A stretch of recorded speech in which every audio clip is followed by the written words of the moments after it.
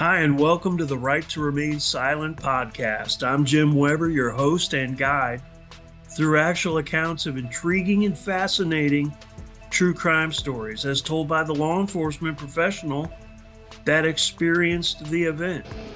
The Right to Remain Silent podcast makes no exaggeration of fact, doesn't glamorize details, or sensationalize reality. The format here is basic. Real stories from real cops. Lastly, please don't forget to like, follow, subscribe, and share. Doing this will help me continue to provide you, the listener, with captivating and relevant true crime stories. Now, let's listen in on today's episode.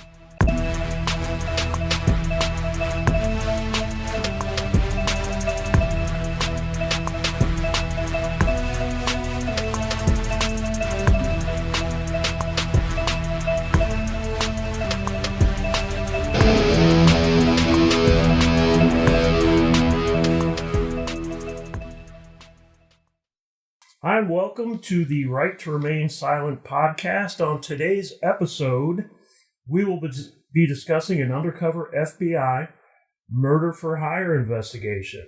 We're going to talk about how it developed, how it unfolded, and how it concluded. We're going to be talking with undercover operative that worked the case firsthand.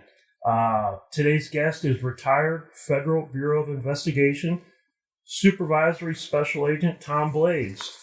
I'm going to read Tom's bio here so listeners have a little bit of an idea of Tom's background and his experience here. So here we go.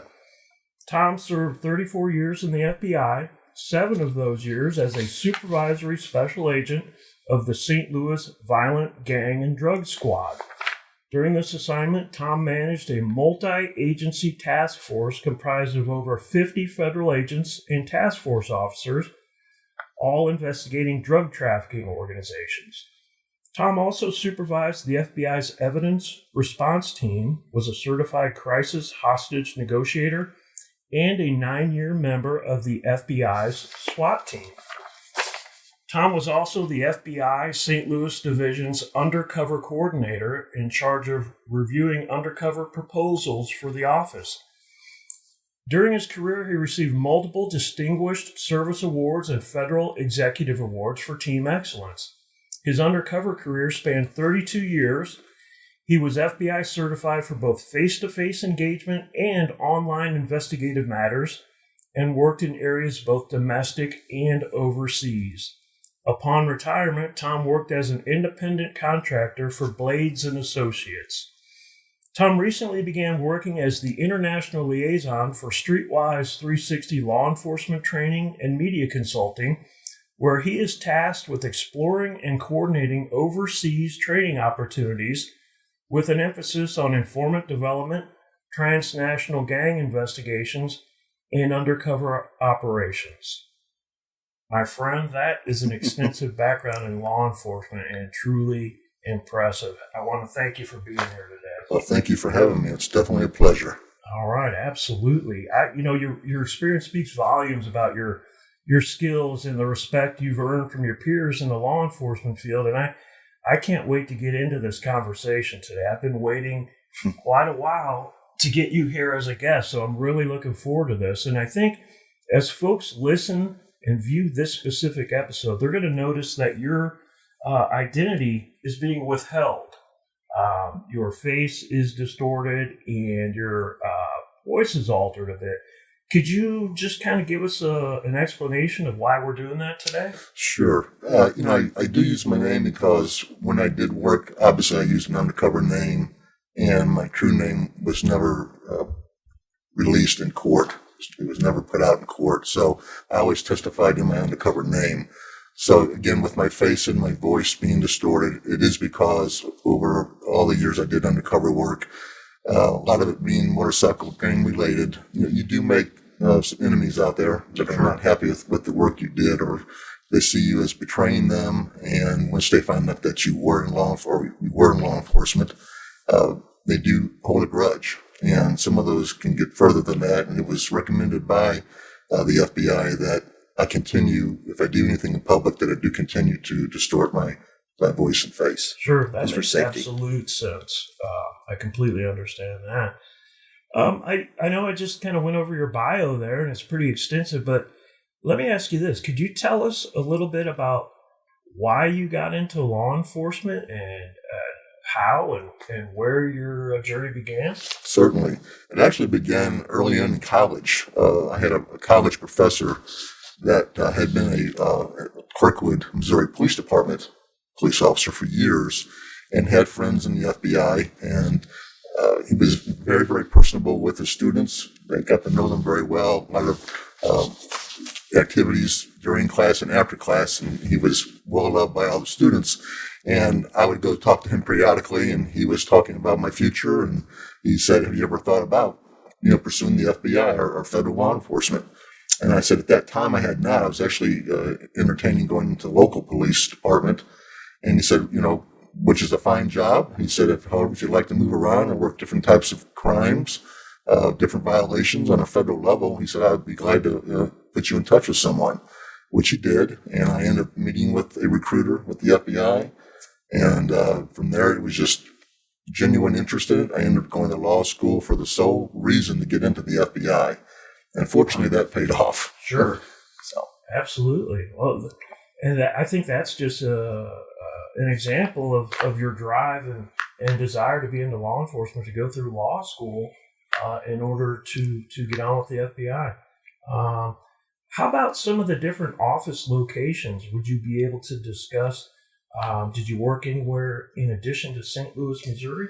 Well, I was assigned to the Norfolk, Virginia FBI office out near Virginia Beach, which I spent a period of time there and then transferred to St. Louis.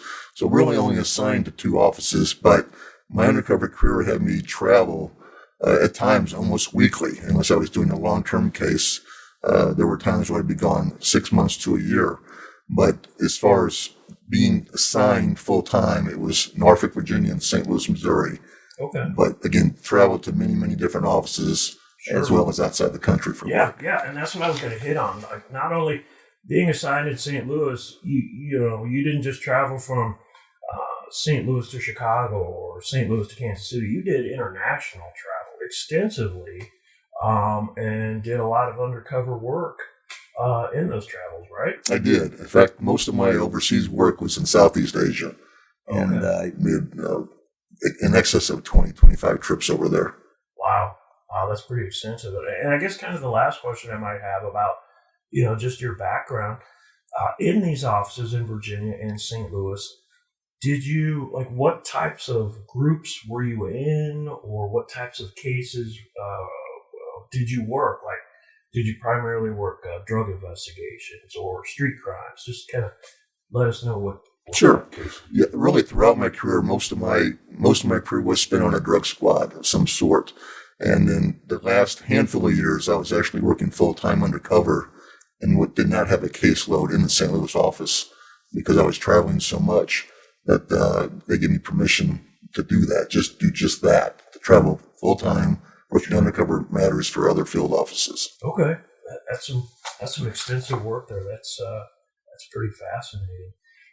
Let me, before we actually get into your actual case, the topic of what we're going to discuss today, before we really drill down on it, let's kind of maybe discuss some background or history and maybe a little bit of terminology to perhaps help listeners that aren't quite familiar with the phrases and terms used in a murder for hire investigation. So,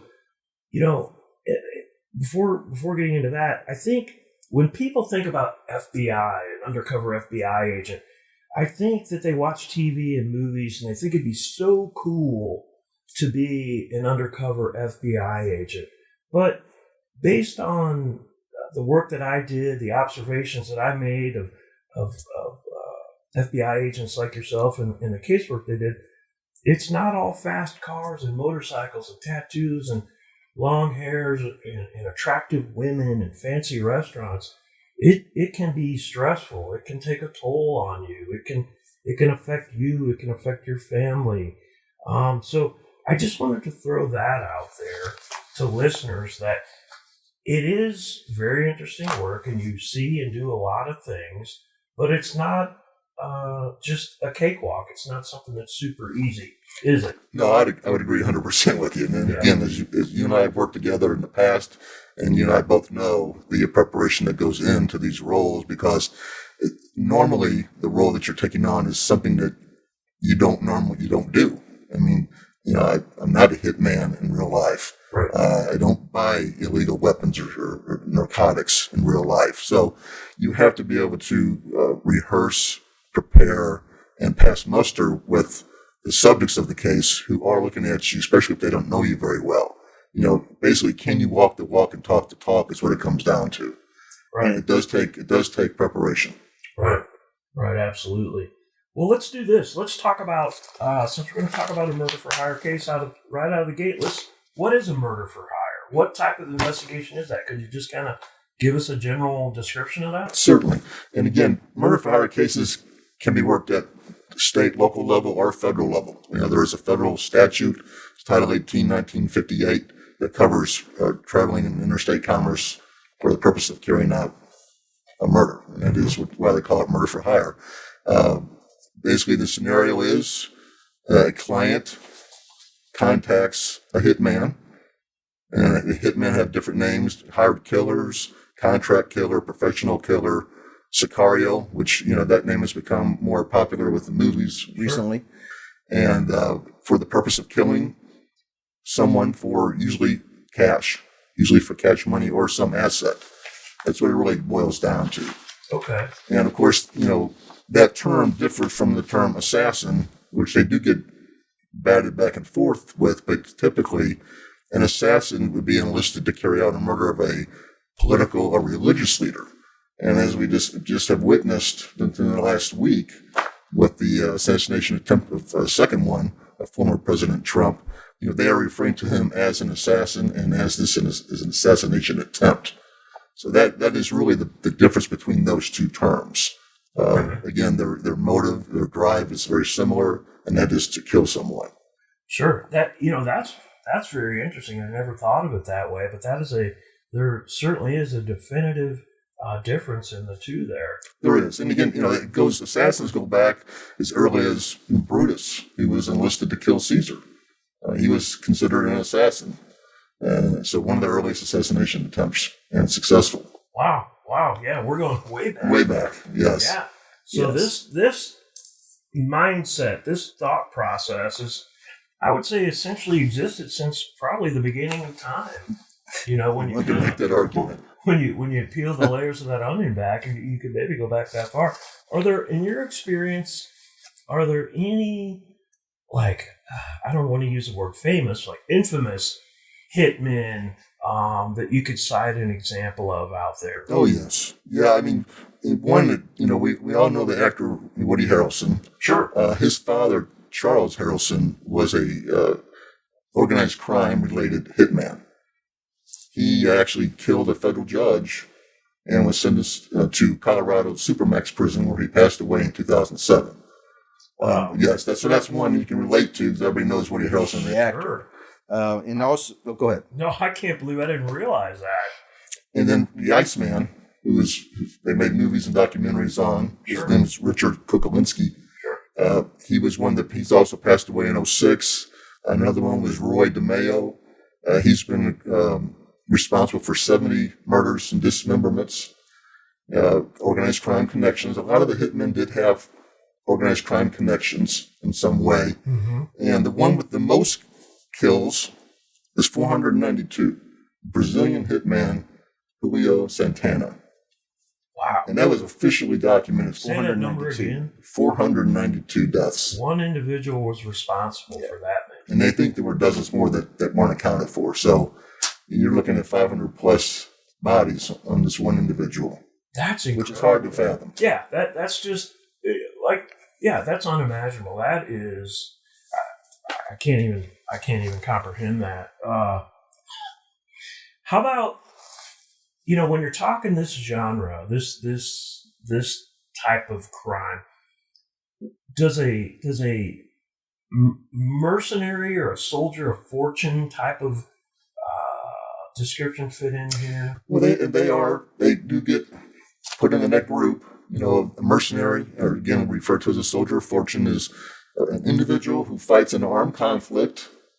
Doesn't have to be for country or for cause. He's not fighting for that reason. Mm-hmm. He's fighting for money.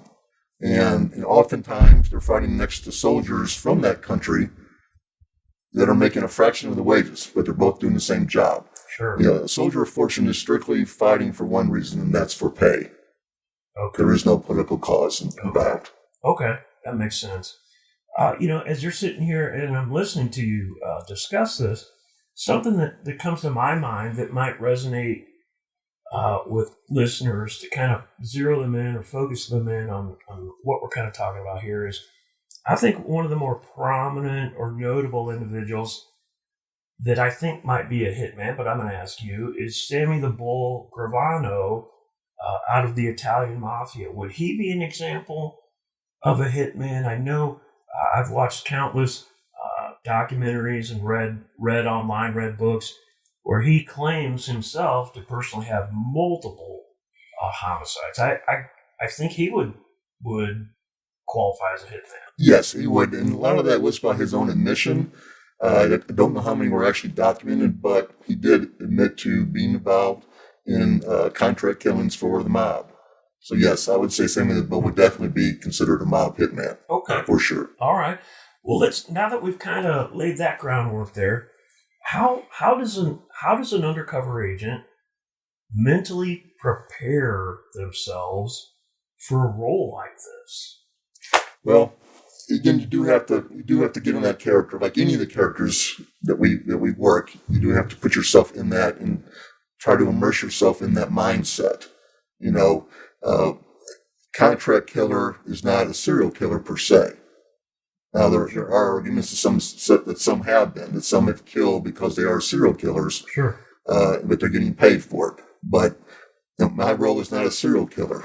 My role is a hitman, and my motivations differ from a serial killer. Serial killer may kill for thrill, anger, some psychological gratification.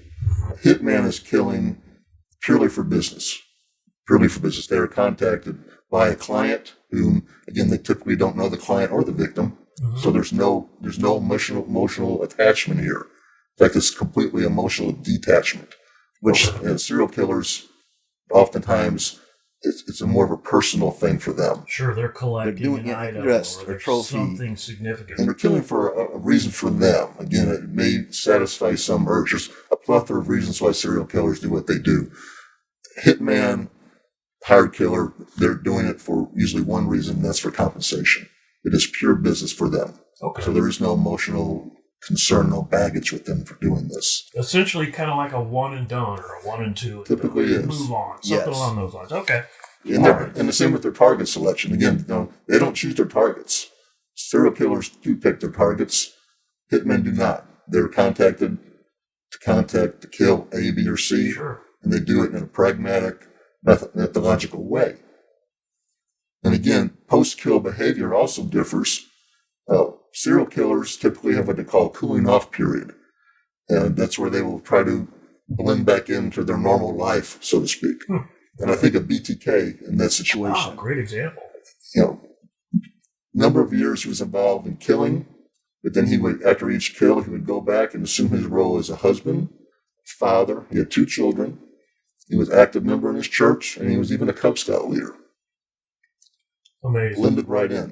Yeah. Whereas a hitman, they don't have that cooling off period. Again, it's business. There's no attachment. There's nothing personal involved. They can kill pragmatically and move on. If there's another one coming, another contract the next week or 3 days later, they should have no problem carrying that and fulfilling that contract. Okay. Almost like they're compartmentalizing. They're going to do this. It's work for them. They're going to do this murder in St. Louis, and then next month they're going to travel to San Jose, California, and they might be hired to commit another one. So yes, that's a great, very detailed explanation of kind of how this world works here. So having said this, let's kind of move towards, let's go ahead and roll up the sleeves and get into your actual murder for hire investigation. If you could maybe walk us through it, how it began. My understanding is it was in the state of Indiana. It was. Right? Yes. If you could maybe just tell us, hey, how did Tom get involved in this case? What happened and how did it unfold? Okay. Well, I'll set the stage with the characters, including the subject, and I will use just their first names because it's just easier to understand. Sure. We have a main subject named Mark. He was married to a woman named Brenda. Brenda had previously been married to a gentleman named Larry, and Larry and Brenda had a child together. So then they get divorced. Brenda meets Mark. They get married, and now they want custody of the child. Okay. Larry's mother, Barbara, who's very opinionated, very strong-willed, is, according to Mark, making the custody battle very difficult and very, very expensive for them. Mm-hmm. So what happens is Gypsy, who's an individual who came to us later in time, he is in Indiana. He gets pulled over by the local sheriff for drunk driving, and they toss him into the local cell for a few days. They impound his van. They take it to Mark's business, the storage lot, like a tow lot. Okay.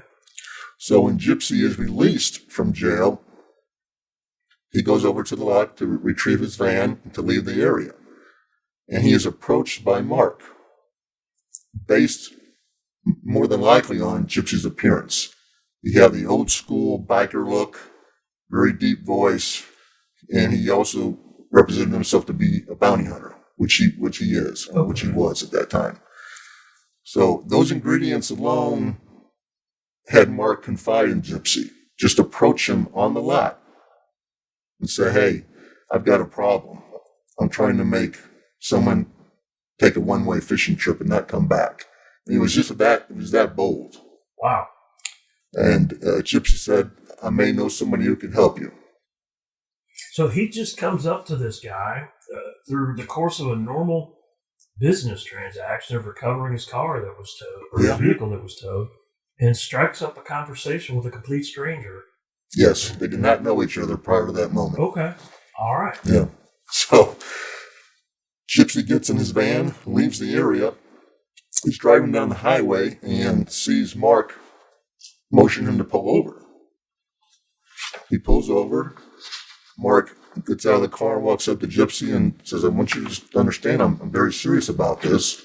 I'm going to give you a $100 deposit and the names and addresses of Larry and his mother, Barbara, who lived in Clearwater, Florida at the time. Gypsy's like, okay, I'll see what I can do. So he drives on, heads back to Virginia, to Norfolk, and calls the FBI office. Okay. Gypsy had some previous experience working with the FBI and law enforcement agencies. You beat me to it. I was going to ask that. He did. Okay. He did. So he was no stranger to that. Sure. So he called the office, and I took the phone call. They put it to our squad, which is a violent crimes and drug squad at the time in Virginia. I took the call. He explained the scenario to me, the story, that Mark had wanted him to find someone who can make Larry and Barbara go away permanently.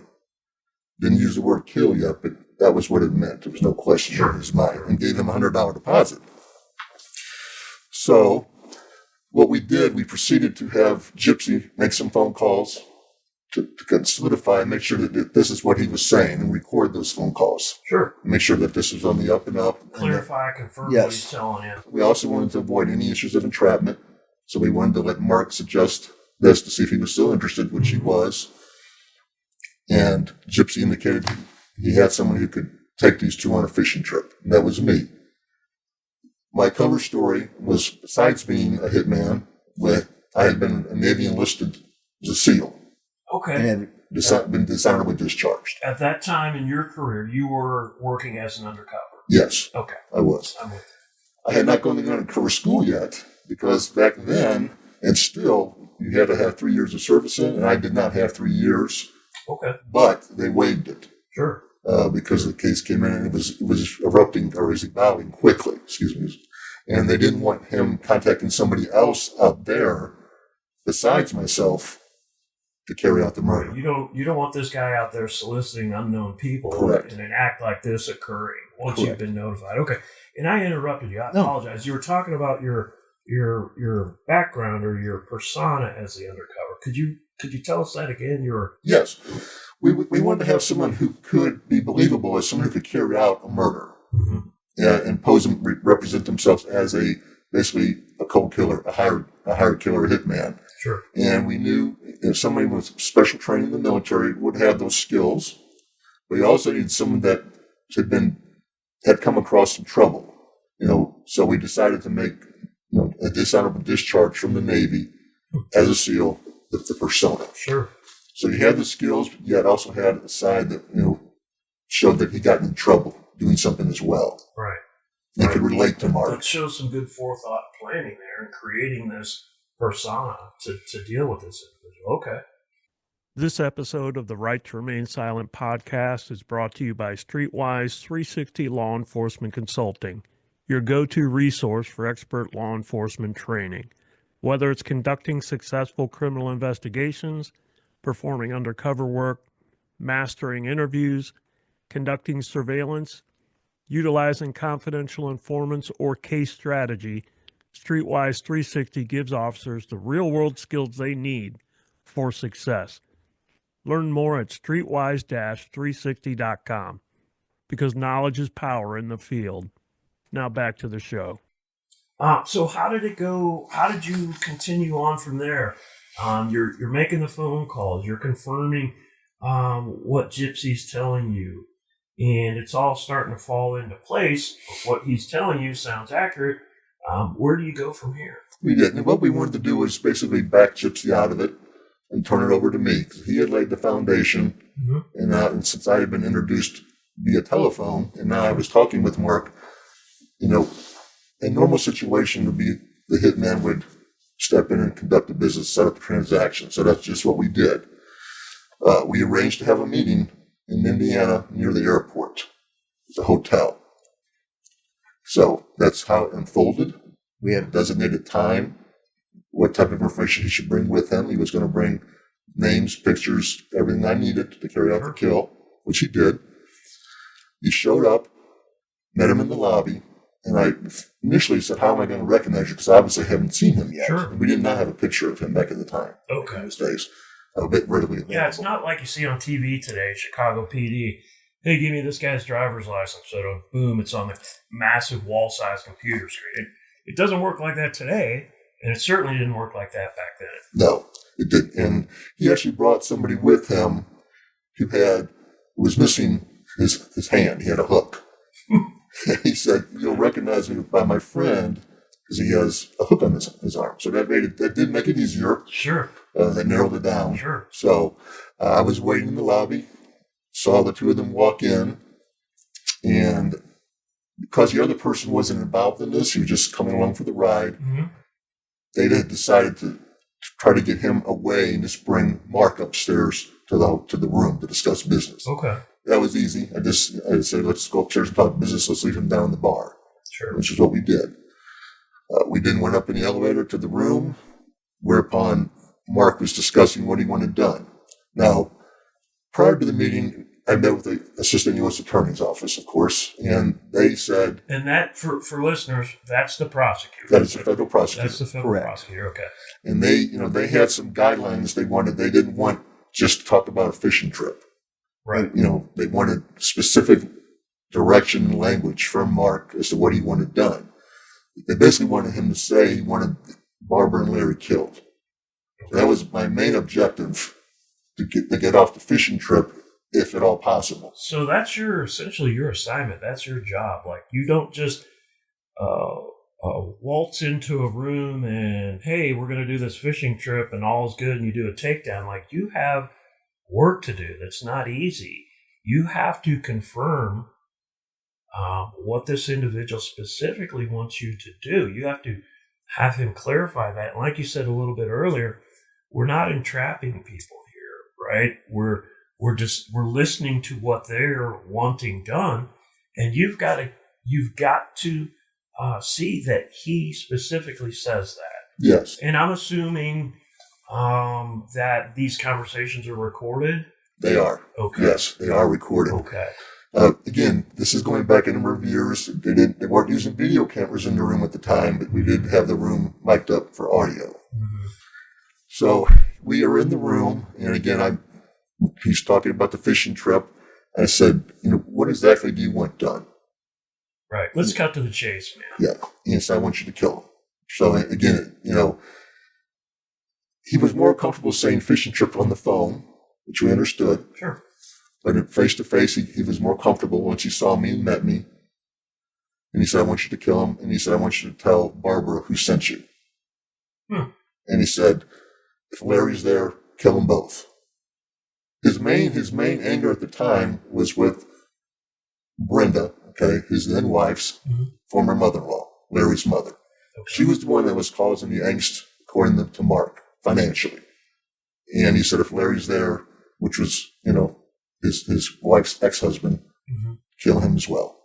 Wow. So we had agreed upon price. And once again, he provided photographs, their addresses. He didn't really have a pattern of life as far as what they did every day. And I explained to him that would require some time as well. We had agreed upon price. He gave a further deposit, and upon completion of the kills, we'd pay the balance. Okay. So as we're concluding those terms, and again, we had gotten specific, he actually had used his hand at the gun and was mimicking shooting her in the hotel room as if he was doing it. Okay. Yeah, that's what I was going to ask. Is he, I have a little bit of experience in murder for hire, not nearly as extensively as you. How some of these folks get very detailed in what they want done specifically and how they want it done. Other folks are just kind of general. I want you to kill somebody, and period, and they leave it at that. Did this guy give you specifics? I want you to do A, B, C, or did he just say, hey, I want him killed, and then he kind of left it up to you? Well, he has had some specifics. He wanted her, he preferred that I shoot her. And again, as I was shooting her, tell her he had sent me. He also thought, could we masquerade this as a drug deal gone bad and make it look like that? Okay. So he had definitely given it some thought. Clearly. How he wanted the scene to look and what he wanted done. Sure. And again, like you said, there are plenty of other murder for hire cases that go down where sometimes the person just says, I don't care how you do it. Right, just get it done. Just do it. Yeah, right. Let me know when it's done. I'll pay you. So it does differ with the client. Each client's a little bit different what they want. But in this case, Mark had some specifics, had some requirements that he wanted carried out. And again, it was out of anger. There's no question. So we concluded the meeting. He then produces some powder cocaine. And he's like, hey, man, let's do a line. And I obviously knew he had his friend downstairs. And I also knew the arrest plan was to get on the elevator. When we went down, they were going to arrest him. So I said, hey, let's go down and get your friend. We'll all come back up and then we'll all do your powder, the cocaine. So like, cool. So he left the cocaine in the room, which we, of course, seized later. And as we got on the elevator, got all the doors opened, the arrest team came in and placed him under arrest immediately. Okay. So, and that brings me to a question I had is while this was going down, you often see on television programs like Dateline, 48 Hours, that type of thing, you see actual video footage from these type of events where there's a cover team nearby in an adjacent hotel room or somewhere within the location. I'm assuming that's how it was in this scenario. Is you had a cover team and or arrest team. Correct. They were both. Okay. They were both. And again, they could hear me via transmitter as well as it being recorded. So, as in, I would say 100% of all the undercover cases I've worked, there's a distress signal that you can utter out loud. It's a unique term. It differs, but it's unique. It's not going to be confused with anything else. Right. If you make that statement, you're telling the cover team, come in here and help me out. something's gone wrong. Okay. For safety purposes. Always for safety, yes. Sure. And I've had one of those my entire career. Each office I've gone into, they've had a phrase or a set of words that we made sure that were clearly understood if I uttered those words. So yes, there was a cover team nearby, and then there was the arrest team that were in place. And again, the ops plan, the scenario called for, operations plan. Sure. And that, for listeners, that's a detailed printout, essentially a report of what's going to happen, what you anticipate is going to happen, who's involved, right? Where the nearest hospital is if something goes wrong. It's basically a blueprint of that scenario. That's a great description. So it's for that operation, solely for that operation only. So the arrest team was in place. The operation plan called for us to come down the elevator and for them to take into custody, which they did. And let me stop you right there. And let me, just for my retention purpose here. So before we get to that takedown there, stepping off the elevator and back up in the room, you said he had photographs? He did. Photographs and the address in Clearwater, Florida. Okay. Where they both lived together. Okay. When Larry got divorced from Brenda, he apparently moved back in with his mother. Mm-hmm. And that's where they were together. So like you said, he's put some forethought into this. He's thought about how he wants it done, shooting the individual, specifically telling the person what they want. So he's taken those substantial steps into getting this act completed. Let me ask this: the meeting in the hotel, what city and state were you in? We were in Indianapolis. You were in Indianapolis in the Adams Mark Hotel. Okay, I'll be darned. And the victims, victims to be were in Florida. You said they were notified of what was going on. Okay, just to make them aware and to make them very observant, because again, we didn't know if he was looking for other people to kill them, and we did eventually find out that he had contacted some people, and they said no. Wow. So they had turned him down. How does that work when you encounter a situation like this where an individual wants to murder people, more than one person, wants to murder them for safety purposes? At what point, I'm sure the investigation dictates, and it varies from scenario to scenario. Mm-hmm. But in this scenario, at what point do you contact these individuals and say, hey, this is going on and you need to be careful? At what point does that occur? It was actually early on. And again, we did place a lot of trust in them, but they also impressed upon them that in order for this to end the way we want it to, we can't have you saying anything to anyone. Right. You can't go run your mouth. You can't go tell anybody. Discuss this, because that will probably... It would compromise the entire case. Great explanation. It would compromise everything you're working on. Yes. Okay. And still keep them in harm's way. Sure. They would be essentially hurting themselves. Correct. If they're sharing that information. So it benefits them to cooperate with law enforcement in order to protect themselves. And they did so. Okay. They did. Okay. Barbara and Larry had some contact with Brenda. Again, it wasn't a lot because they were divorced. And we just impressed upon him. Again, a lot of the contact had to do with the child involved. Sure. There was custody issues going on. We did just impressed upon them. You can't hint.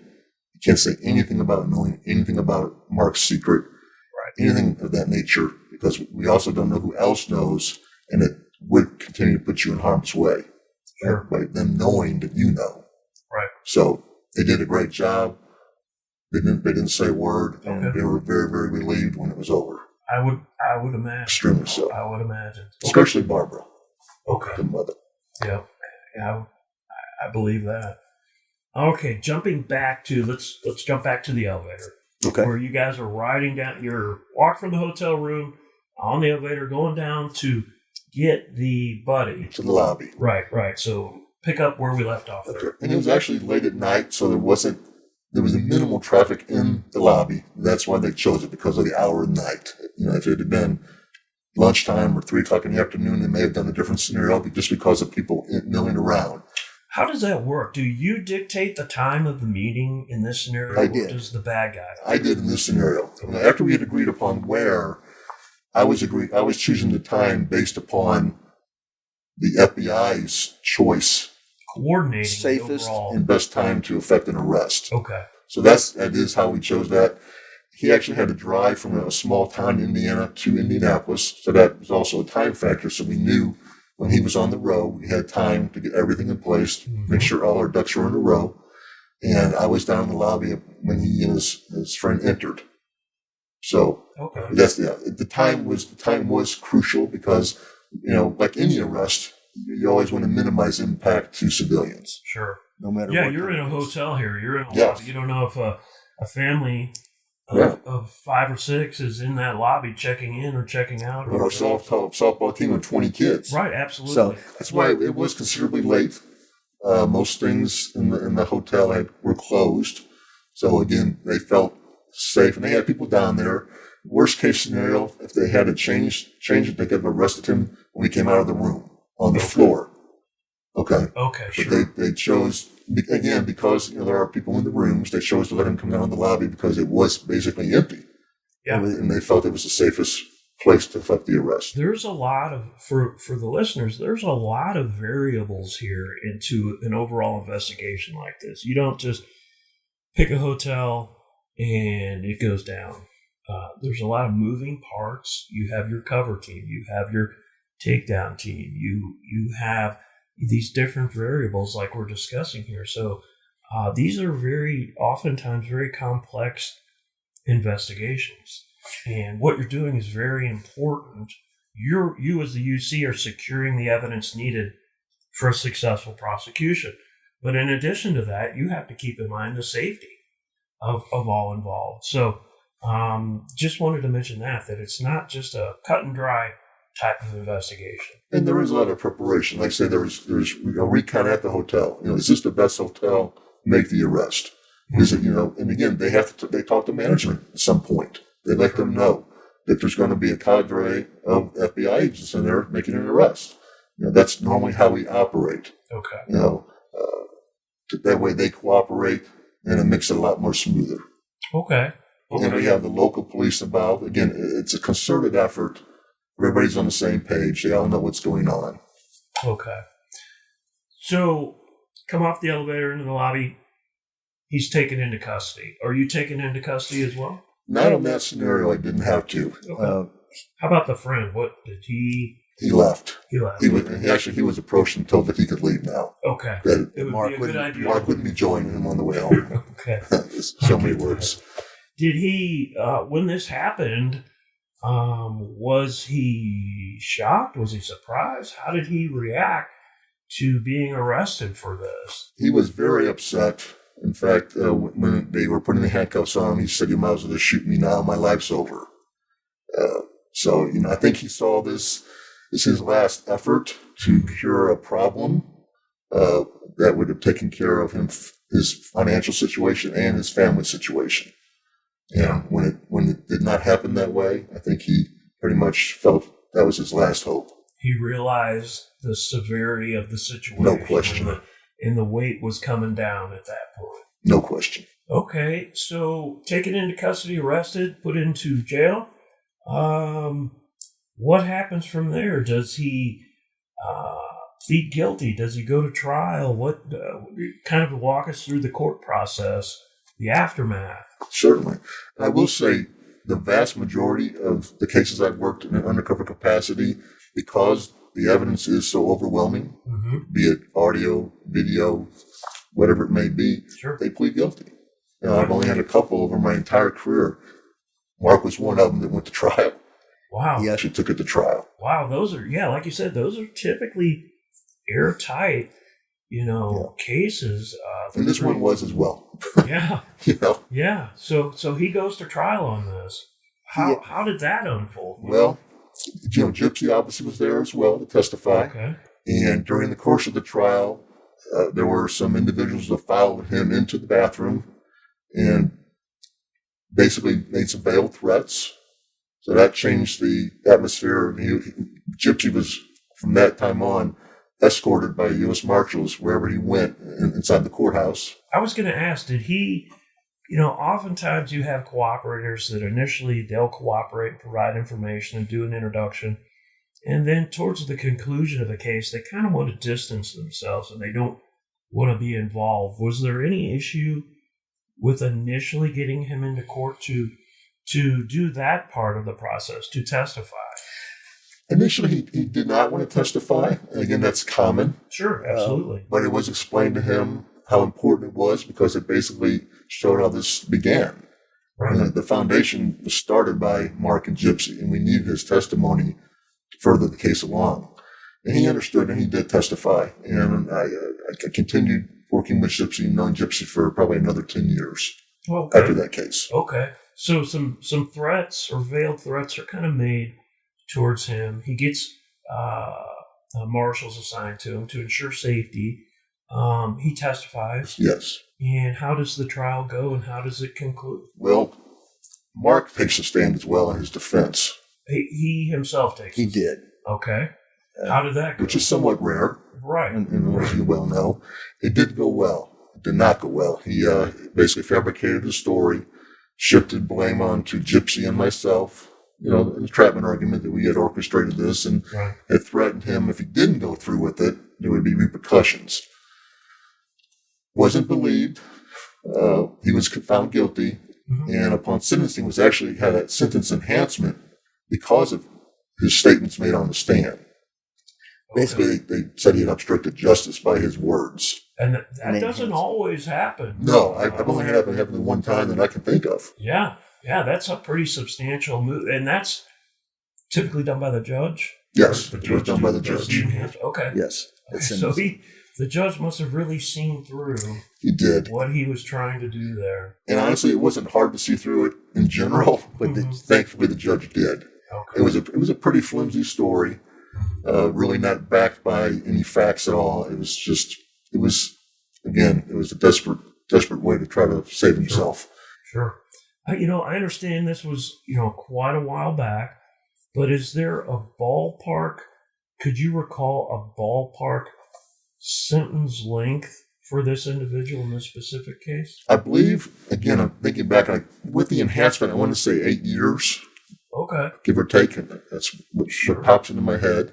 That, that's, in my opinion, I think that's a pretty good sentence for it was. Like this. It was. Would you agree? Yes. Okay. Yeah, and definitely with the enhancement. You obviously got more time tacked onto that. Sure. Yeah. And for listeners there, enhancement, and jump in and correct me if I'm wrong here, is when additional time can be added to the sentence for various reasons. So the judge here believes that the defendant is being deceptive and lying, essentially. So there's that sentencing range, right? And there's the guidelines that an individual falls in for sentencing for cases like this. So it sounds like in this scenario that it was enhanced because of that, because of his deceptiveness. He ended up hurting himself, is what I'm trying to say, more than helping himself by testifying. Absolutely. Yeah, the judge, based on that, can depart from that guideline range, and that's what he did. Based on Mark's testimony on the stand, he did not do himself any favors. That sounds like a rough patch of life for this guy, going through that situation and making the poor decisions to try to do something like this. So thankfully, there was an individual out there like this Gypsy, that shared that information. Because had it not been for him sharing that information with the FBI, and had it not been for your undercover investigation of this individual, who knows what could have happened in this scenario. Absolutely. I mean, Mark, there was no question Mark was very serious about this taking place at that time frame. Yeah. Okay. I'm sure we could spiral down different rabbit holes and talk for quite a while about different murder for hire types of cases, but we just kind of wanted to cover this specific one today. I find, that was a very, very interesting case and a great explanation from start to finish of how it unfolded. Is there anything, before we move forward here, is there anything we need to circle back on that we missed or should cover again, or did we pretty much cover it accurately as we went through it? No, I'd say you did. Thank you. All right. All right. Absolutely.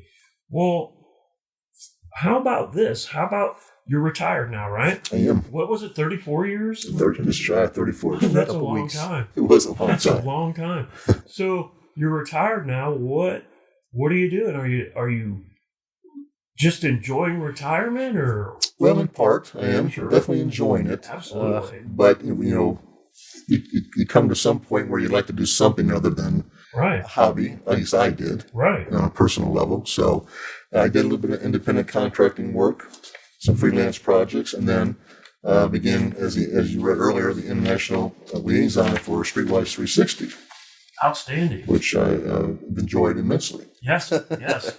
Very good. Streetwise 360 is a law enforcement instruction and media consulting company. So you have, through your 34 years of FBI experience, like you talk about your extensive international travels, that's kind of what your specialty is with Streetwise is dealing with the international aspect of it. So that I'm sure is very interesting. I think, first of all, in concluding here, I just really want to say, I want to express my gratitude to you for sitting down here today, joining us on the podcast and sharing, like I said, I use this word a lot, but it's so appropriate, sharing such an interesting story. And it's not really a story, sharing an interesting investigation of just one of the many things that you did throughout your career. Well, thank you. No, I appreciate the opportunity. Yeah. Enjoyed it. Absolutely. And as I sit here and listen to it, despite I've been in law enforcement for 30 years myself, and a large portion of that, I spent my time as an undercover operative as well. But as I sat here and listened to this, it just boggles my mind to hear how people think they're going to get away with this type of act. And just the story it captivated me a little bit today. And again, I appreciate it. Let me do this. In concluding, I kind of want to transition to the listeners here and again say thank you for tuning in and listening to the podcast. And I just want to mention, don't forget to like, follow, share, and subscribe to the social media here at the Right to Remain Silent podcast, so I can continue to bring you top tier guests like retired FBI Supervisory Special Agent Tom Blades. So thank you, and everybody stay safe out there. The Right to Remain Silent podcast is brought to you by Streetwise 360 Studios. I would like to again thank today's guest for sharing the story right here on the podcast. Please remember to like, follow, share, and recommend us so that I can continue to bring you high caliber guests sharing their experiences just like we heard today. If your law enforcement agency is interested in training provided by Streetwise 360, or if you know someone that has an interesting law enforcement story to share, please contact me via the website, www.streetwise-360.com, www.streetwise-360.com.